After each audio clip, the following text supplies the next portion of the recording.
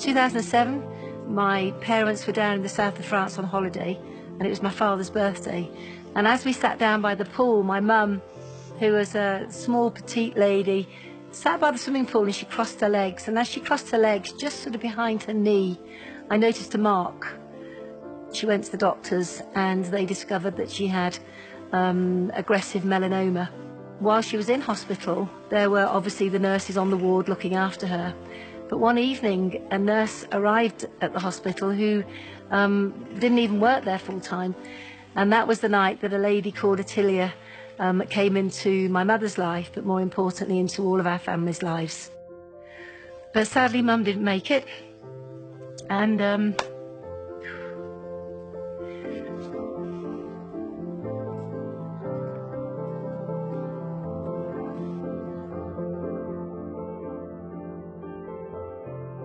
during my mum's time in hospital, Attilia actually didn't just do one session of looking after her.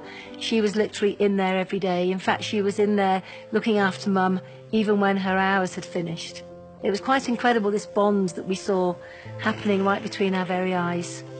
And I have to tell you that Attilia was not from the UK. She was from Malawi, and my mum was so interested in her life, her culture, and even why she was in the UK. And Attilia shared her story that she was in the UK to follow her nursing career, but like so many African mothers, to send money back home for the family. Mum was really interested about Attilia's village and what it was like to live in this little tiny country of Malawi. Typical of my mum, I guess, she said to Attilia, I'd love to help you, what is it you need in your village, what's important to you? And Attilia told her about the fact that there was no water. They were collecting water from the river, a river that was used for washing the clothes in, washing people in, the animals were drinking in it. You can imagine the state of the water. I was appalled. I remember going in to see Mum and she was really excited. And I said, what's happened? And she said, I'm going to raise the money to help build a water well. And from a hospital bed, literally over one weekend, she raised enough money. She asked me before she passed away if I would actually come to the village and officially give the water well to the villagers with her thanks for Attilia being such an angel in her life. And I think it was while I was here that I began to realise there was more than just a need for water. First thing that was very evident was that the women were struggling to have the maize ground. Now, maize is their staple diet. The women in the village were having to walk maybe 10, 15 kilometres to the nearest maize mill, which is a chore when you think they've got young families. A bag of maize on your head in the heat that you have down here is not a very exciting prospect. And so we discussed around the campfire one night the possibility of building a maize mill as well. And I guess we're really blessed in many ways because a lot of our team, a lot of the people that we work with, many of them knew my mum, and we set about the task of raising the funds and also us giving the money to be able to start that project and indeed finish it. There was one time that I was here and we were sitting on the steps of Attilia's and Chris's house, and it was just going dusk. And the kids, whenever we come to the village, literally surround us. And I thought, I know what, I'll sing them nursery rhymes. And I sang the first line of a well-known nursery rhyme.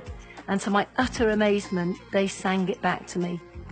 And as we began to sing together, I noticed a little tiny boy sitting a little bit further away from the main group, all on his own. He must have been about 2 years old.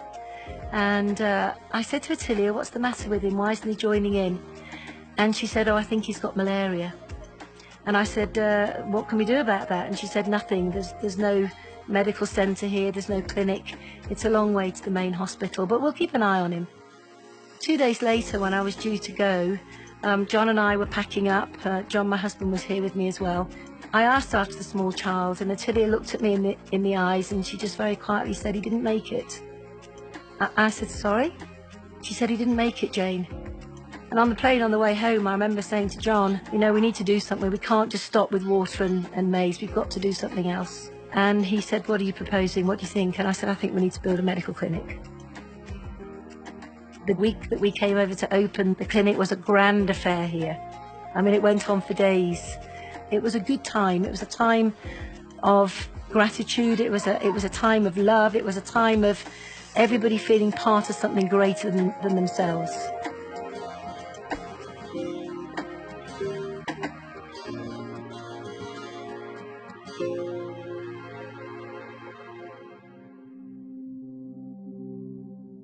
Attilia really loved my mum and cared for her in many, many ways, such as bringing her a glass of water when she needed it.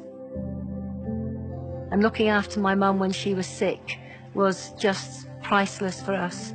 And as a result of that bond, those two women, in what was a pretty sad time, but those two women coming together and my mum picking up on Attilia's wish and then acting upon that, has not only changed one person's lives, but changed the whole face of the village here and many, many hundreds of lives. Compassion has always been really important to John and myself, and forever has allowed us to do that. I am so glad that we made the decision to build a forever business. It's been life-changing in so many ways, not just our lives, but the lives of hundreds and hundreds and hundreds of others. My name's Jayne Leach. John and I believe in changing lives, even through the smallest of acts, and we are forever.